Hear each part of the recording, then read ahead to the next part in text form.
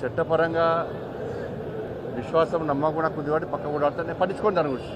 ఇలా లక్షల రూపాయలు కోట్ల కడుతున్నారు ఇవాళ కేసీఆర్ కుటుంబము. 2022లోనూ 23లోనూ నా మీద 100 కోట్ల ఇజ్జత్ వేసిండు. ఏమైంది? మళ్ళీ 10 కోట్లకి ఇజ్జత్ వేసేయండి. కోట్లు చూసుకుంటే అవి ఉండేవి కాదు, పోయేది కాదు. కోర్టు మీద నమ్మకం ఉంది మాకు. ఆడ 11 లక్షలు కడితేవి, అంతకుముందు కడితేవి. ఇక సిరిసిల్ల లాంటి నియోజకవర్గం వల్ల మొన్న వరదలు వస్తే చచ్చిపోయారు. ₹1 ఇచ్చినావా? ఈ 10 లక్షలు తీసుకపోయి ఇక సిరిసిల్ల ఇస్తే ఏమే కోట్ల రూపాయలున్నాయి. ఇజ్జత్ దావా తెలంగాణ రాష్ట్రంలో వేయాలంటే నువ్వు మీ అయ్య బయటికి రారు. నువ్వు మీ అయ్య తిట్టిన తిట్లు ఎవ్వరు తిట్లే. నేను లవంగం తింటే తంబాకు అన్నావు, సిగ్గుండాల కొంచెం అన్న. ఇజ్జదా వేరాదా? నన్ను వాడు వీడు అని మాట్లాడినావు. ఇజ్జదా వేరాదా నీ మీద?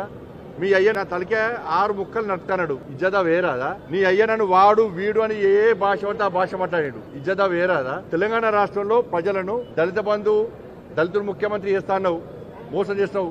ఇజ్జదా వేస్తే ఏడుంటావు నువ్వు. యువతకు ఉద్యోగాలు ఇస్తావు, మోసం చేస్తావు.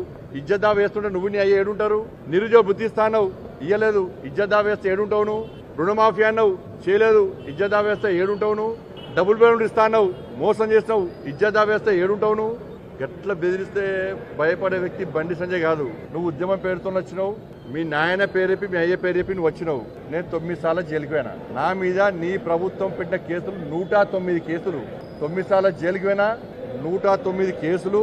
అర్ధరాత్రి ఎత్తుకపోయారు, మధ్యాహ్నం పూట ఎత్తుకపోయారు, రాళ్ల దాడులు చేసిర్రు. కానీ అన్నిటిని నేను ఎట్లా ఎదుర్కొన్నా? రాజకీయ నాయకుడు నేను. ధైర్యంగా రాజకీయాన్ని ఎదుర్కొనే తప్ప ఇజ్జదావాలు వేసి బెదిరించే ప్రయత్నం చేస్తే భయపడే వ్యక్తి బండి సంజయ్ కాదు. నువ్వు ఏదో అనుకుంటున్నట్టున్నావు. ఇజ్జదావేగానే నోటీస్ చేయగానే బండి సంజయ్ భయపడతాడు.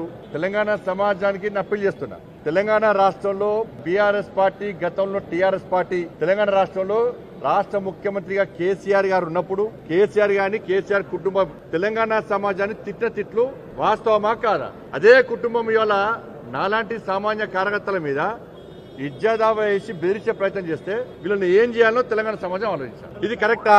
నేనే బూతులు మాట్లాడలే, ఇక్కడ వాస్తవాలు మాట్లాడినా. నేను కోట్ల పక్కన నిరూపించుకుంటాను. ప్రజాప్రతినిధిని నేను ఫీల్డ్ మీద కొట్టాడేటువంటి నాయకుడిని. నేను రాజకీయంగా ఎదుర్కొంటా తప్ప నేను ఇజ్జదావాల పేరుతో బెదిరించే ప్రయత్నం చేయాలి. నాకు రాజకీయంగా ఎదుర్కొనే దమ్ము నాకున్నది. నేను మొన్న సవాల్ చేసిన, నన్ను తంబాకు తింటావు అన్నావు. నేనేమన్నా అంటే తంబాకు తింటావు అన్నావు కదా, నేను నా కుటుంబ సభ్యులతో సహా వచ్చి ప్రమాణం చేస్తాను. నువ్వు డ్రగ్స్ తీసుకుంటా లేవు అని చెప్పి నీ కుటుంబ సభ్యులతో వచ్చి ప్రమాణం చేయమని అన్నా. ఎందుకు రాలే? మరి నా మీద ఆరోపణలు చేస్తావు కదా, ఎందుకు రాలే అంటున్నా. నువ్వు తప్పు చేయకుండా రావచ్చు కదా. నువ్వు దేవుని మొక్కవు, నీ కుటుంబ సభ్యులు తీసుకోరమ్మని చెప్పినా, ప్లేసు, టైము, డేటు డిసైడ్ చేయమని చెప్పినా. రాకపోవడంలో నీకున్న ఇబ్బంది ఏంది? ఇది ఫీల్డ్ గా కొట్టాడే పద్ధతి. లక్షలు కోట్లు కట్టడానికి పైసలు కనుక సిరిసిల్ల వరదలు వస్తే రూపాయి ఇచ్చే చేత కాదు. నీ కార్యకర్తలు చచ్చిపోతున్నారు, చాలా ప్రాంతాల్లో ఇబ్బంది పడుతున్నారు, వాళ్ళకు రూపాయి ఇవ్వవు. అన్ని తీస్తున్నా బిడ్డ.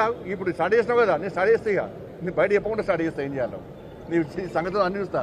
నువ్వు అమెరికాలో ఉండి ఎవరోడు అమెరికాలో ఉండి ఎవరితోని ట్వీట్ చేసిండు, ట్వీట్ ఎవరెవరు పక్కన ఉండి ట్వీట్ చేసిండ్రు, అన్ని ఫోటోలు నాకు ఉన్నాయి. ఎక్కడెక్కడికి ఎవరెవరు పోతున్నారు అన్ని తెలుసు. వ్యక్తిగతంగా పోవద్దు అని చెప్పి ఒక సంస్కారం అనేది అడ్డం వస్తుంది కాబట్టి నేను ఆగుతున్నా. ఇప్పుడు స్టార్ట్ చేస్తాను.